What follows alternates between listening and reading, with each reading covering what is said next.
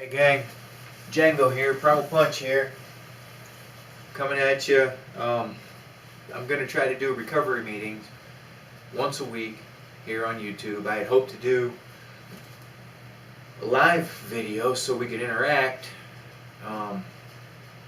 but for some reason the camera that I have, not this one isn't even recognized by the computer as any kind of webcam, but the other one is a knockoff GoPro, and YouTube can't get sound from it. I did a test video yesterday and no one was able to hear any sound, and you know, all the king's horses and all the king's men, I couldn't figure it out. So I want to say a few things here so we all understand each other. What I'm going to attempt to do here, this pursuit of recovery, this recovery meeting, is not affiliated with nor endorsed by Alcoholics Anonymous. Alright? Although I will be using Alcoholics Anonymous literature because this is, you know, a roadmap to recovery for addiction. And I won't just be talking about alcohol. Although alcohol was my biggest problem. I was also a drug addict. You know, I had plenty of problems.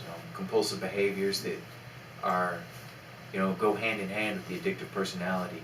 So I want you to feel comfortable being able to, when I say sobriety, I want you to think of recovery from whatever issue it is you may be facing.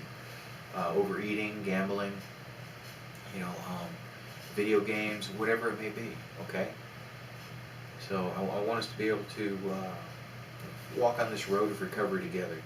Now I tried to, made a soft start with these videos some time back, and I got just a huge amount of negative responses where I got tired of trying to remove negative comments and everything. I'm going to try to not allow those to influence me as much this time. And I will say that if anyone chooses to put a rude comment on anyone who responds to these videos, if you comment rudely to those people, I'm going to block you and remove your comment. Okay, we're going to have a nice little community of respect here. Okay, I tried to go to AA meetings again and it did not work out for me. I'm unable to remain stable in certain social situations. If people get too close to me, if they can get inside of my personal space, you know, especially when they have like a sort of forceful way about them, I don't respond favorably to those kind of situations. People get loud, you know, like obnoxiously so. I don't respond well, and I need to not have those factors that can negatively influence my sobriety or, you know, the issues that I face, post-traumatic stress disorder and some mental issues. So I had to figure something out, and I'm hoping that we can have our own community here.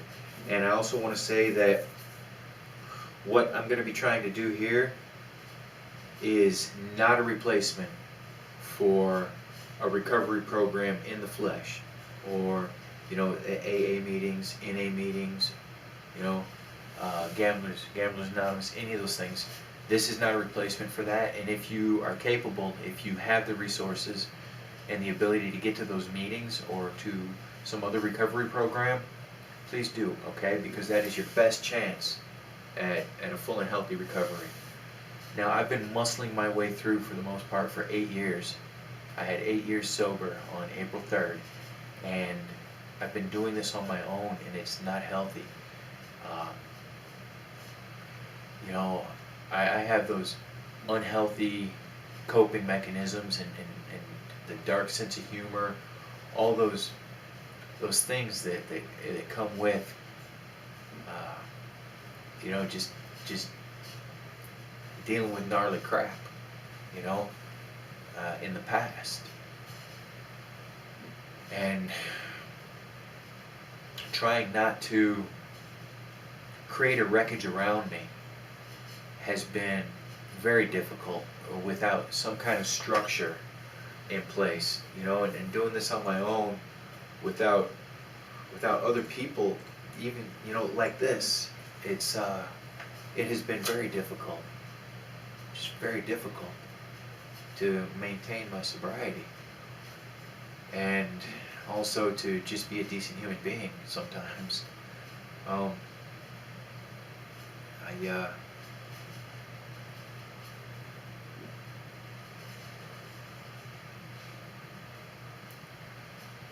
The world isn't going to change to accommodate the special needs that the alcoholic, the addict has. So rather than spinning my wheels trying to figure out ways to make the world around me accommodate my needs, I think that I really would like to spend time trying to figure out how to live within the world as the person that I am. And I'd like us all to pursue that, because it's a very important part of sobriety, and that serenity, that peace. And now some other things I want to talk about with these meetings. You're going to hear me say the word God, because it's in, you know, some of the readings that we're going to be doing. Now, when I say God, that's the God of your perception, whatever your concept of God may be, a higher power, a spiritual power, all right? That's going to be integral, unless you have that very rare capability to just turn things over, to let things go when you're powerless to change them. Then you're going to be like me. You're going to need something to whom we could just push this burden over to. Say, here, this is yours. You know, I can't influence the weather. I can't control the behavior of other people. So I need to let those things go. And it's very difficult for me without having a focus. So when I say God, I don't want you to get turned off immediately or get incensed. You know, you're trying to push religion, because I am not a religious person. And my concept of God bears very little resemblance to the God of any existing religion. All right? And that's a personal thing for me, you know. So I'd really like you to be able to think of that just as the spiritual idea, okay? And you know, it's not, recovery for me isn't going to be religious, but it is spiritual. It's important to not ignore that aspect of ourselves. You know, like I'll start off with the Serenity Prayer, which is basically, you know, explaining, hey, we need to do this, because it's true. You know, if we're looking at 100 things that need to be done, it can be very easy to get overwhelmed. But if we break it down and say, these 92 things cannot be accomplished right now, but these 8 over here, these can be. So let's start with this one. And as we accomplish these doable goals, okay, then more of the things that need to be done will open up, you know? Like if you're, you know, gonna rotate your tires, you have to first take the tires off, you know? So it's doing things in order. And we'll talk about the 12 steps, and those are, you know, another thing where it's breaking it down, because the structure and discipline that is so important to the addict, and when I say addict, that's an alcoholic, it's addiction. That structure and discipline is super, super important, okay? And the 12 steps are laid out, and this is a very good program. You'll hear people say it works if you work it, and that's true. You know, it requires work. There's no magic bullet. You're not going to suddenly be Mahatma Gandhi after a couple of hours of skimming through a book, you know, or a couple of meetings. It's work. It takes work, and I'm not going to say that it gets easier, but it gets different, you know, and it can be less bad, and less bad, and less bad. So let's try to do this together, and as we go, you know, if you have questions, please put them in the comments. You can also message me. I'm not really sure how to work the YouTube messages at this point, but You can use the contact page of my website, Camp Verde Rope and Gear, if you need to get a hold of me, okay? Just Google that and use the contact page. If you have an idea for a topic and like that. So first, I'd like to just have a moment of silence in which I'd like you to think of your worthiness, the fact that you are worthwhile and that you belong on this earth and that you are worth the good things in life, okay? So, all right, now we're going to do the Serenity Prayer, okay? And again, don't get turned off by the word God. That's going to be your concept, okay? All right, your concept of what a spiritual higher up might be like.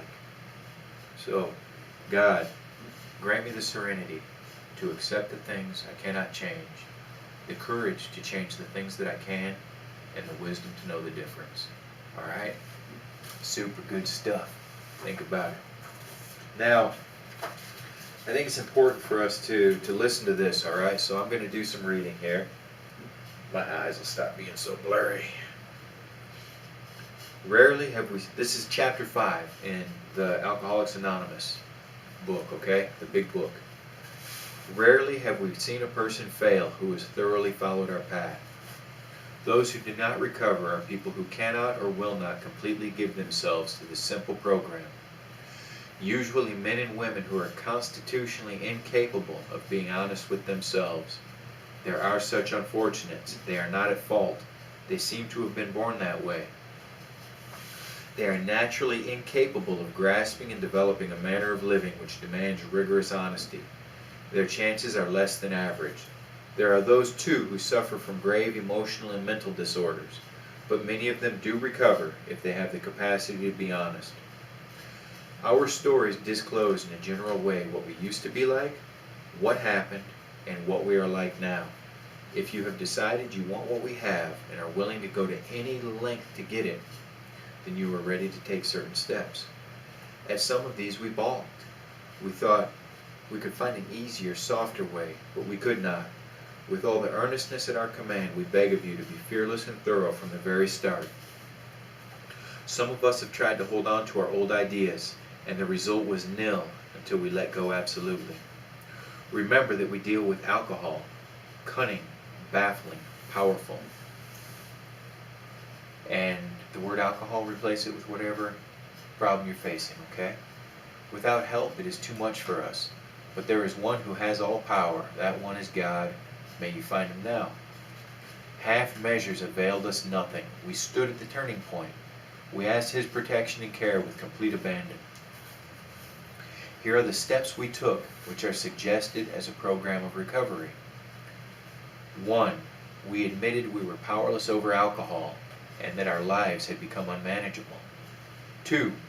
Came to believe that a power greater than ourselves could restore us to sanity. 3. Made a decision to turn our will and our lives over to the care of God as we understood him. 4. Made a searching and fearless moral inventory of ourselves. Ouch. 5. Admitted to God, to ourselves, and to another human being the exact nature of our wrongs. 6. We're entirely ready to have God remove all these defects of character. 7. Humbly asked him to remove our shortcomings. 8. Made a list of all persons we had harmed and became willing to make amends to them all.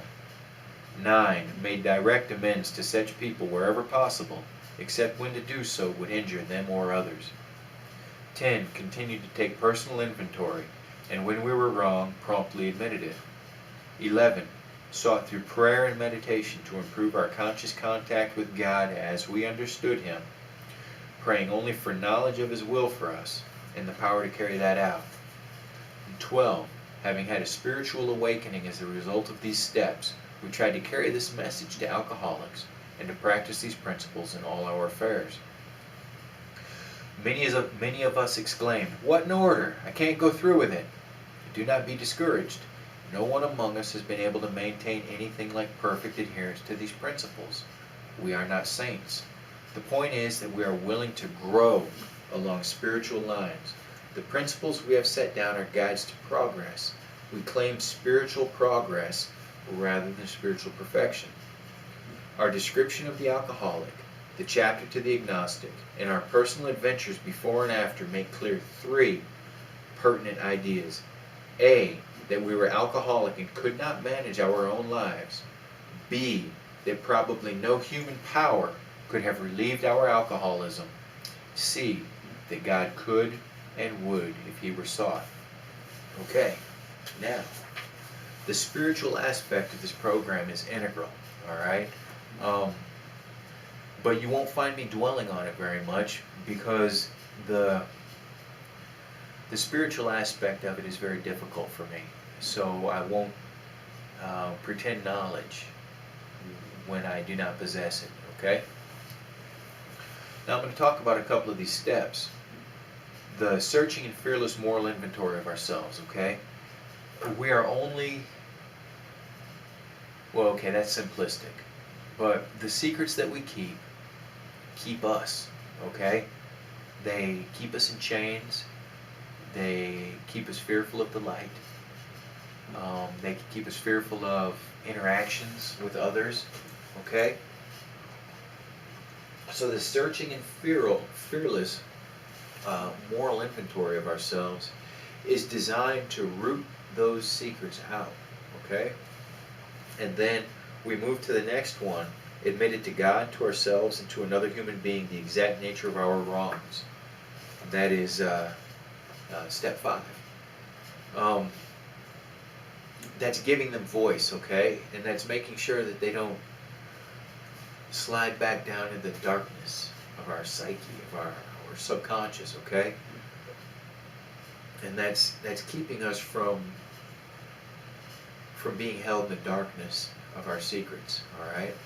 And that means that you need to find someone that you can 100% trust, all right? And if you can find a Catholic church, you can take confessional, and you can use that as your 5th step, all right?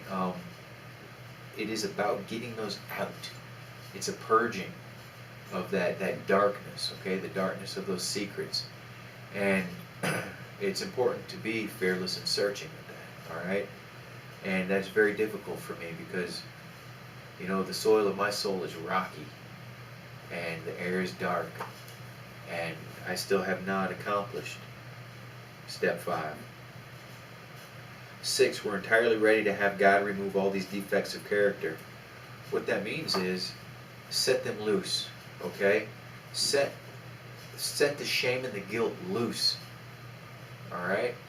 And I really hope that you can find yourself a sponsor to work through these steps with you. Make sure that if you do find a sponsor, make sure to vet them properly, okay? Because in every aspect of life there can be predators, okay? And there are people who you know, will frequent recovery programs just because they're looking for the chance to prey on someone, you know? So just be wary, okay? That is, you know, the majority of the people in these recovery programs are good people, but there's always going to be 1 or 2 bad apples, and it's important to steer clear of them, okay? Alright, I'm not going to spend too much time trying to go through those. This is our first little meeting here. So what I'm going to do is flip through here, and this is, I guess, sort of going to be like a speaker meeting. We can't do discussion, which I had sort of hoped for with the live video. If you guys have an idea of how to get sound on the YouTube videos, please, you know, give me that info if you have it.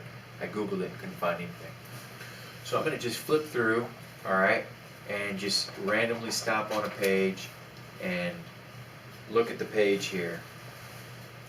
Chapter 6, The Vicious Cycle.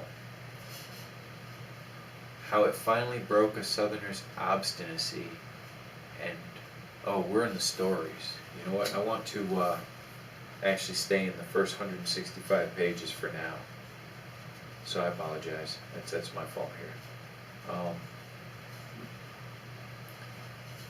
Alright. So now we'll try again here. The first 165 pages of the program, okay? Alright. Into action. Oh my, that's a good one, okay. If we're painstaking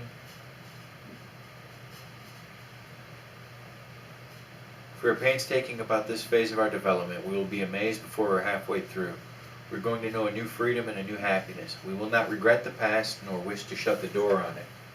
This is page, bottom of page 83. I just skip back to get the beginning of that paragraph.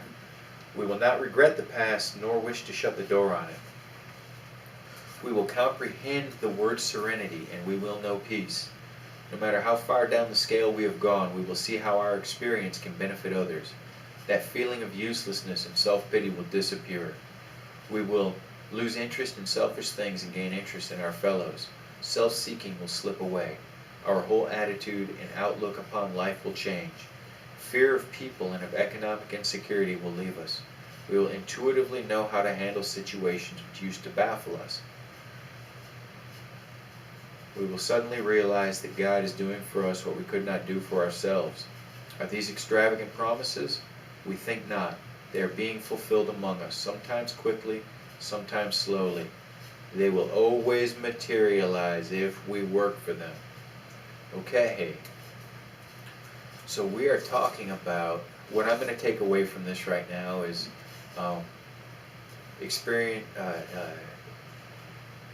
the service to others, okay? And how our experience can benefit others.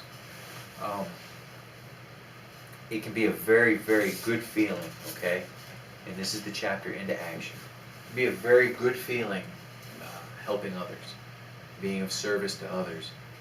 And every day, sober or, free of practicing whatever problem it is we're facing, okay, free of that compulsion, then that is a day of experience that we have that could potentially help another, okay? And there's a measure of this peace, of serenity that comes from helping another human being through a difficulty. It is a good feeling, for those of us who are capable of feeling. It's very easy to fall into that pit of I want, I need, what can the world do for me? It's very easy, but that is also a place of loneliness and darkness where if we just selfishly pursue our own interests, then we shed people like a snake sheds its skin, and eventually we'll end up alone and lonely, with no one to care if we die or live. And as much as I am a solitary being, I do not wish that for myself. And I do not wish that wreckage upon the world, that wreckage that comes from pursuing self-interest, pursuing obsessions. I find myself sometimes just in an angry place because I am measuring the world against my wants and my needs, okay? And as an angry person, I have consciously noticed at times when I'm forced to go out amongst the people, where people just intuitively seem to move out of my path, like I'm giving off an air of barely restrained anger, and I do not want to give that off. I don't want to leave that wreckage in my path. I don't want to leave people feeling like I don't know, like it's just been pushed aside or something. I'm not sure how to put this, because sometimes I speak without gentleness, and it's not purposeful, but it's almost like I'm barking at the world or something. And I need to remember to temper all my interactions with compassion. Otherwise, um, though I do not see it, those interactions without compassion can be somewhat brutal, you know. So it's important to remember that people are people. They're walking their own path, and that we need to take the time to understand how our actions impact the world around us. And service to others can be very beneficial in shedding our bad behaviors rather than shedding people. So I've spoken on this before. I would like us, as our homework this week, to figure out how our experience can benefit another human being, and then put that into action, as that chapter said. Okay? So that may be something just as simple as weed whacking the front of a neighbor's property, or helping a neighbor get some groceries into their house, or maybe a coworker is having a bad time and you've been there, done that, and you can be a sympathetic ear or have some useful advice. All right, anything, even holding a door for a stranger. Okay, I want you to figure out, I want us to figure out who we are, what we can do, our life experience or something can benefit another human being. Okay, so let's do that. Are you a good handyman? Are you good at cleaning? Are you good at homework? Are you just willing to take the time to listen to a lonely person speak? Okay, now don't put yourself out, okay? Because there are people who won't stop. All right, you give a person a sympathetic ear, and next thing you know, they're just blah, blah, blah, blah, blah, and now that's going to take away from your peace of mind, your serenity. So, there's a fine line between service to others and being a doormat.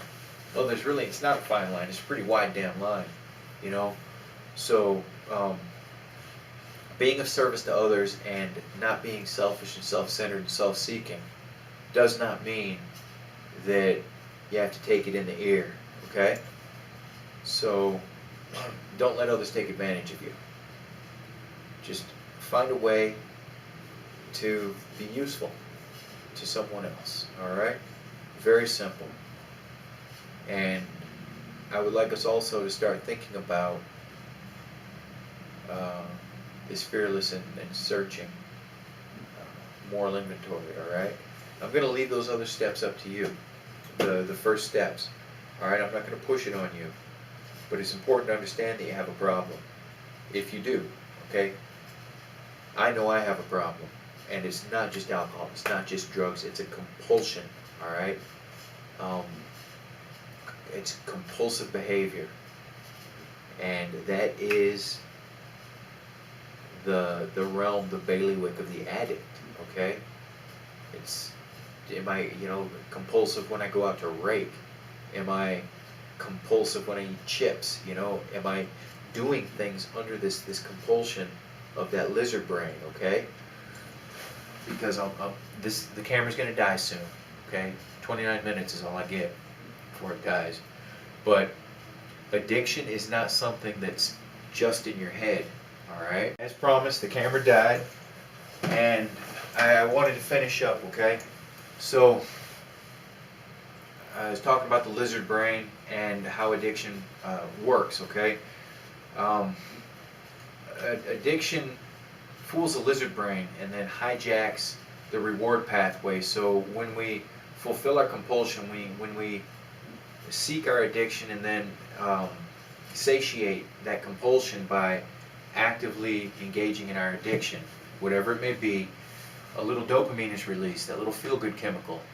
So the lizard brain comes to believe that whatever the focus of our addiction is, food, gambling, drugs, alcohol, sex, video games, whatever it is, the lizard brain comes to believe that that is a need as important as food or water.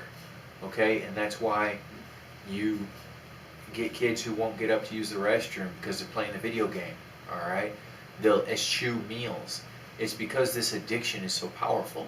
Addiction is powerful, and it doesn't affect everyone like this.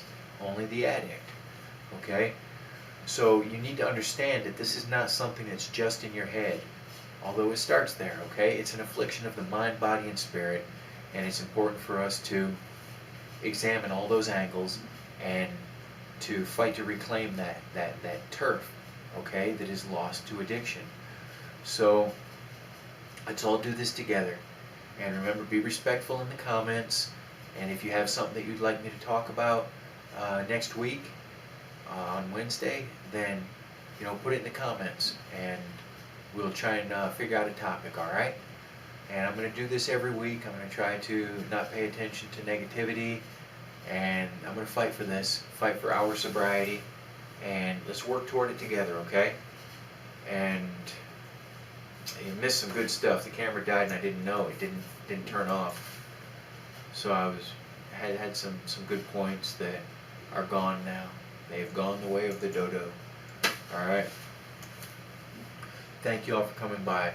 I want you to take the time to realize that you're worthwhile, and just be good to yourself, because you are worth it and I dig you. All right? So hold your head up high, and let's make it through another, just one day at a time. Make it through another week, one day at a time, and live free, punch hard, and always, always, always know that it's a privilege for me to hang out with you, okay? And I'm just glad you came by. Catch y'all later. Bye.